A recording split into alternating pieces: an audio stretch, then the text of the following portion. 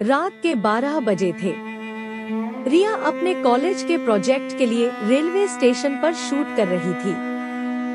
Station वीरान था और चांदनी रात में एक रहस्यमयी सन्नाटा पसरा हुआ था।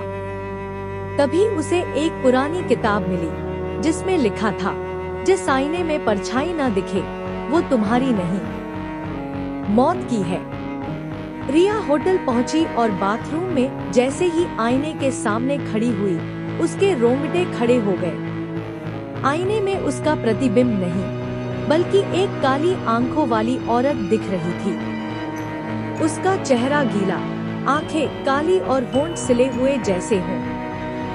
रिया चिल्लाई, लेकिन कमरे में कोई और नहीं था।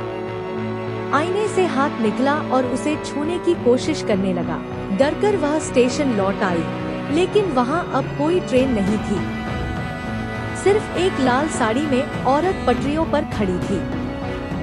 उसका चेहरा झुलसा हुआ और आंखें लाल, जैसे वो किसी का इंतजार कर रही हो। रिया ने जैसे ही पीछे मुड़कर देखा, ट्रेन नहीं थी, बस सीटी की आवाज और चीखें सुनाई दे रही थी। वो भागती हुई एक पुराने हॉस्टल की बिल्डिंग में पहुंची। वहां एक अंधेरा गलियारा था और सीढ़ियों से नीचे उतरती एक लड़की सफेद फ्रॉक में दिखी। उसकी आंखें खून जैसी लाल थी। वो बिना बोले सिर्फ देखती रही और धीरे धीरे पास आती गई। रिया ने खुद को एक और कमरे में बंद कर लिया और टब में बैठ गई। तभी पानी में से एक चेहरा उभरा, पीली जलती आंखों वाला। वो कुछ बोलना चाहती थी, लेकिन उसके मुंह से बस काला धुआं निकल रहा था। रिया बेहोश हो गई। जब वह होश में आई तो खुद को एक चलती ट्रेन में पाया।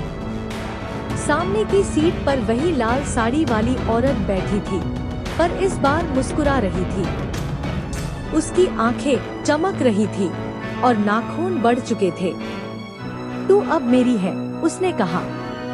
रिया भागते भागते जंगल में पहुंच गई, जहां एक छोटी बच्ची खड़ी थी, सफेद फ्रॉक में, बाल बिखरे हुए, चेहरा खून से सना हुआ।